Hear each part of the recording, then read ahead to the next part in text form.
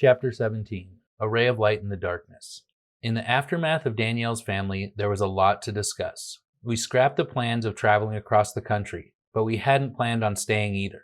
The issue we still had with Sedona was that we hadn't received the support we needed. Danielle was now more willing to reach out for help. Her renewed faith in me had reassured her that I wouldn't act a fool. Danielle began to trust me again. Despite my new strength, I still needed more help. The demands on myself were only getting more intense. Danielle needed more assistance with everything in her life. The showers, bathroom visits, and even walking required constant aid. Danielle still did not like having to depend on others, but a sense of humility had developed now. We reached out for help from the community. The response solved most of our problems. The problems that were not related to her health were still major priorities. Sadly, the visit from her family was not the end of their involvement. So much was left unresolved from her family's visit. Danielle was still in communication with her sister after they left. A desire for peace and cooperation were all that Danielle wanted from her family. The day after her family left, Danielle received a call from her sister complaining about their visit. Danielle explained that her sister was complaining that a friend didn't introduce themselves when she stopped by specifically to help Danielle. There were 10 people in the house that day, which would have been overwhelming for anyone. However, her severe allergy to Andorra was the main reason for a quick visit. The lack of consideration of others was clear, but that wasn't all she had to complain about. Her sister continued to complain that she was also upset that Danielle had asked her nephew at one point to leave the room. At the time, it didn't seem like a big deal considering that Danielle wanted to talk with my family and me. I don't even remember what we discussed, but it was still Danielle's decision. To have her sister accost her for making that decision was equally as upsetting. Danielle couldn't believe that her sister would call to upset her even further. It was mind-boggling to me that her sister would react this way. I did have at least some understanding to why she was reacting this way, but it still didn't excuse the behavior. The whole family was upset that Danielle had decided not to make the trip across the country. The lack of understanding led to much emotional tension between her family. Everyone was emotionally compromised, and it showed. I had similar problems that I ultimately fixed. Their behavior continued without fail. Since Danielle had lost all faith in her family, she removed them immediately from the will. The discussion about leaving the house to them was not finalized, but now it would never be. Danielle also based her decision off a statement made the last night we all went to the hospital. She found out from her nieces and nephews that their mom and grandmother were discussing excluding her brother from the will.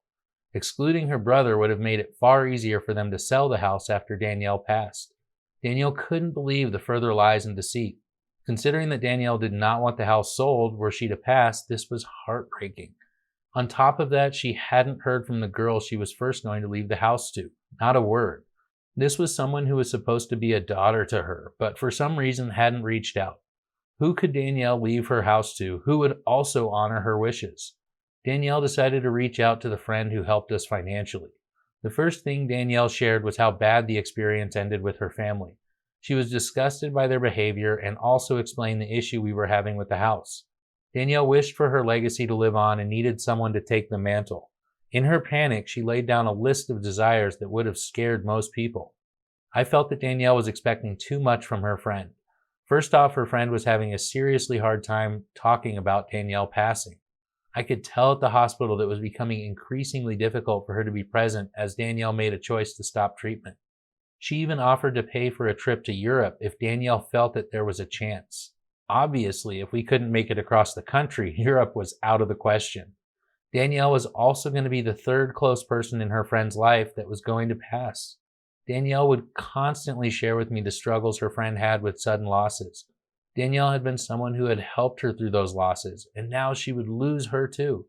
I completely sympathize because it is always hard to lose someone who is such an important part of your life. Danielle was a very important person in her friends' lives and someone who was a huge asset for emotional support. For years, Danielle had been an honest friend because she was true to herself. Most of all, she never used her friend because of her incredible wealth.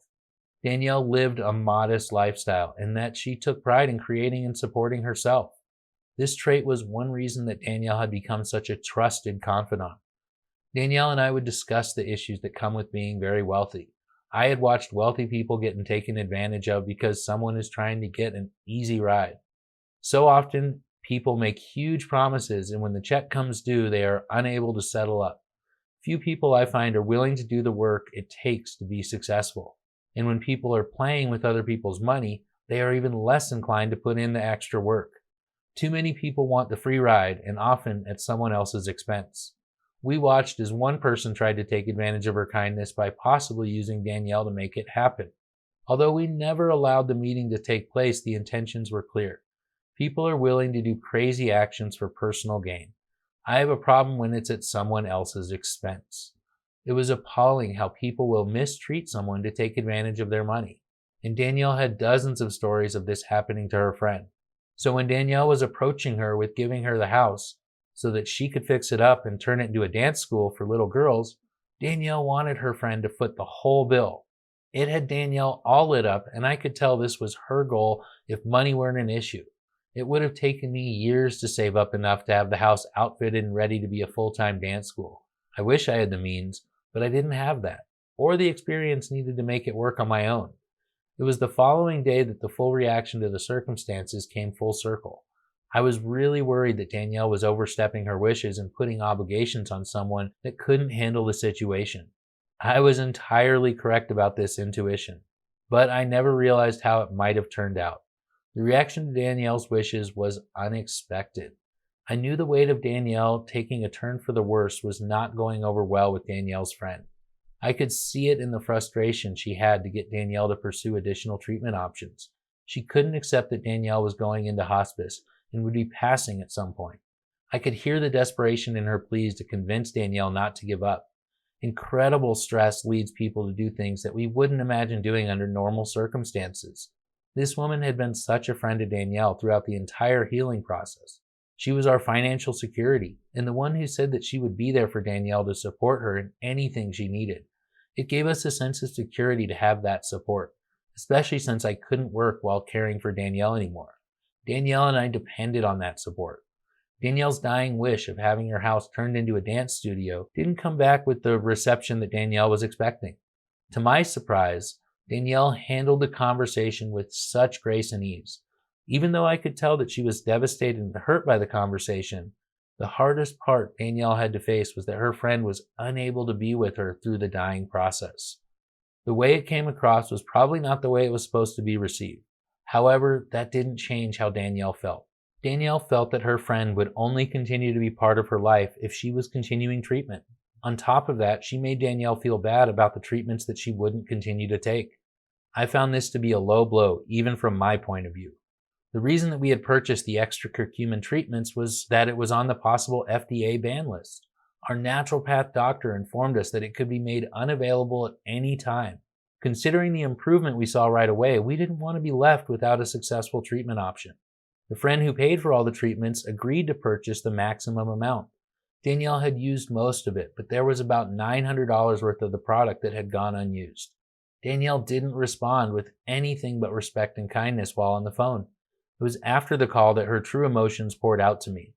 She was first off devastated that her friend had in essence abandoned her only 2 days after having her family abandon her.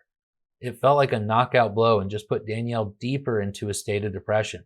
Now financial stress returned. Thankfully, we had more than enough for several months at our current expenses. How long that would last was now an unknown factor.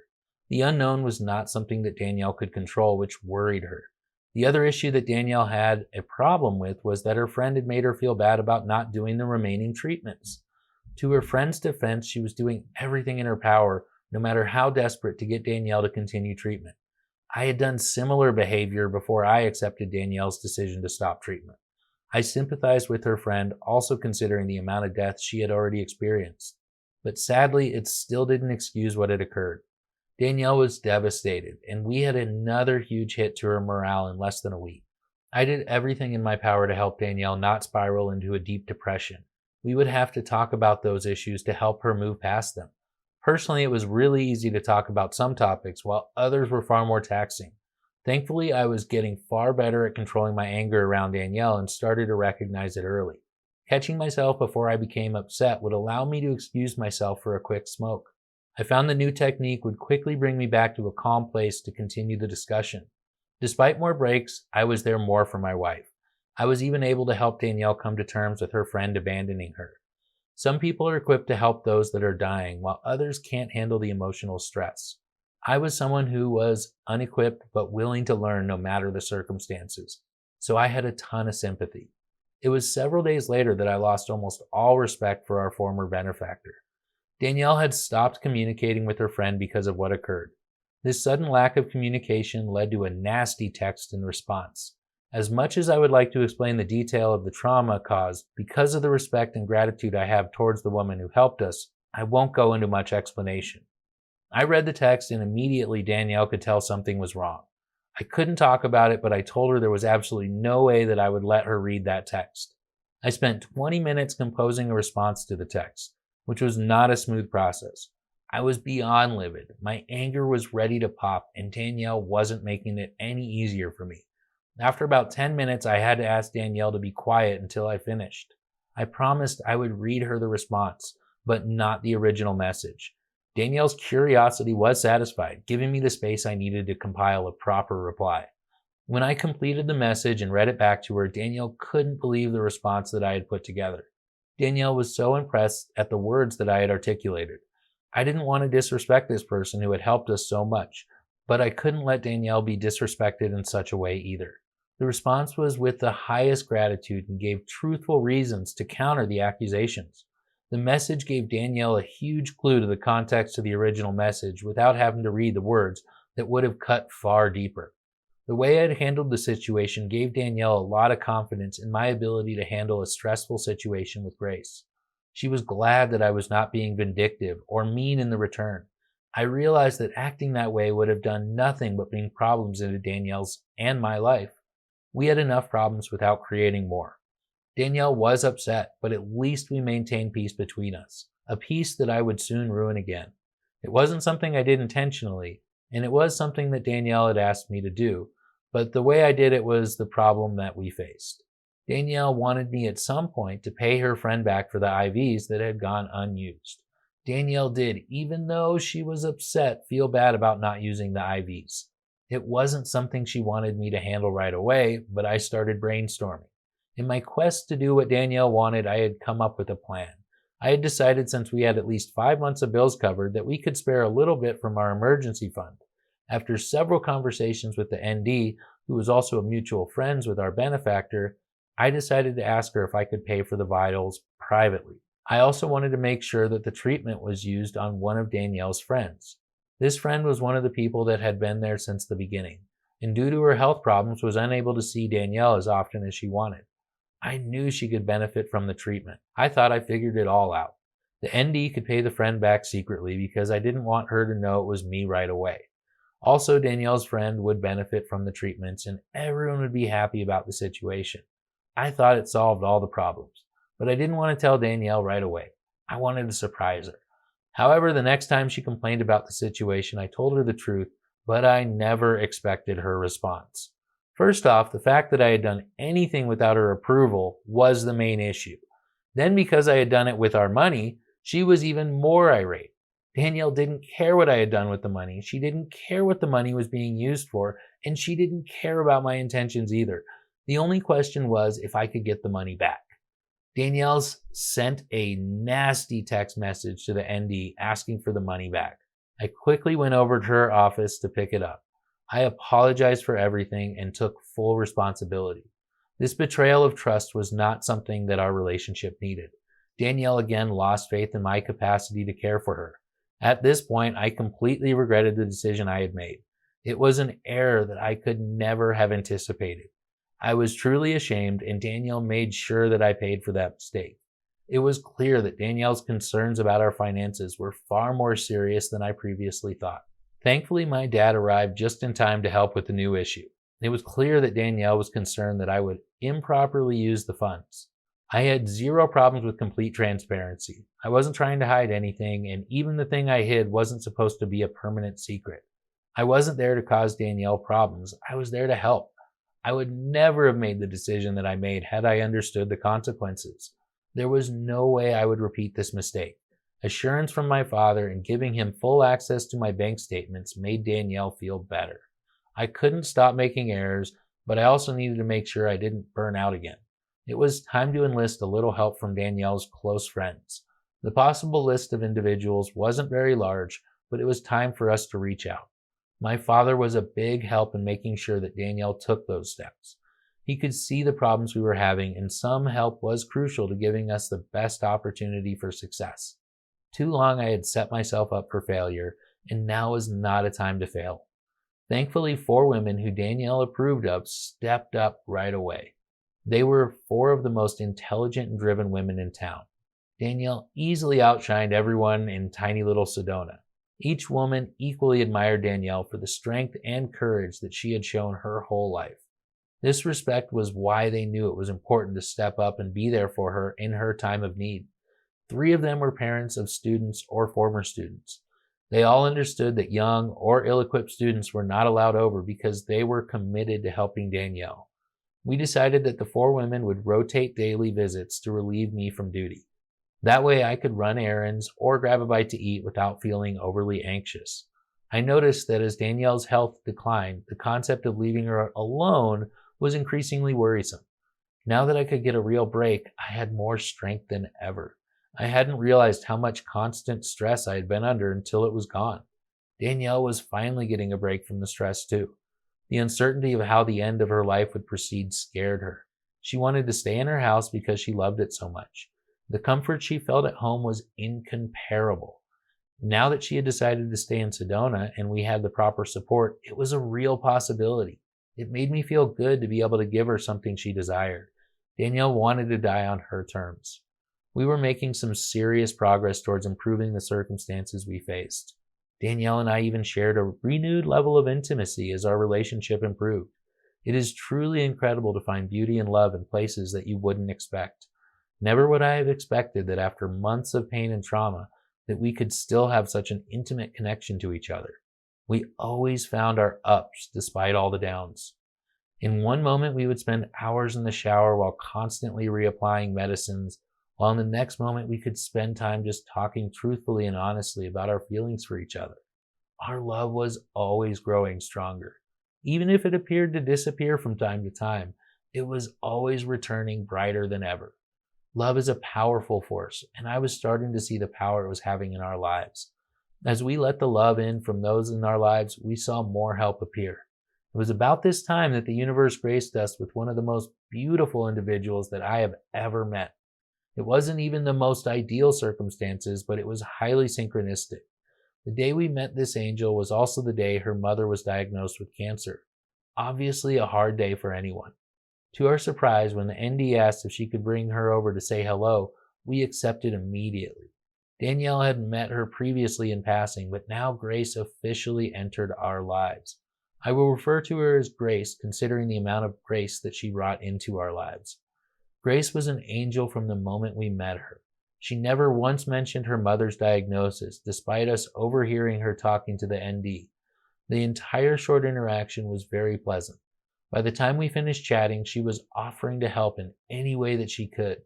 Danielle and I were blown away by the offer. This person had shown us what it truly meant to be a positive influence in other people's lives. Not one person had displayed this level of compassion and caring. While on top of that, being a practical stranger to both of us, we exchanged information and she asked if we would include her in the rotation of helpers. Danielle and I approved wholeheartedly. Grace had shown a level of character and mannerisms that I admired. The selfless giving was outdone only by the calm demeanor she carried in herself. Grace gave herself to Danielle in a way that no other person, including myself, had done. Grace was someone who I knew I was ready to learn from, and the universe was providing me the perfect solution to improve myself. I found out that Grace acted exactly the way that Danielle wanted. Grace quickly became Danielle's favorite due to the positive impact that she would have every time she visited. I admired her demeanor so much that I put every effort into emulating Grace. My whole life, I've observed, then emulated people who I admire. I felt I had an opportunity to learn from a master. Grace was a gift from the universe to help Danielle and me.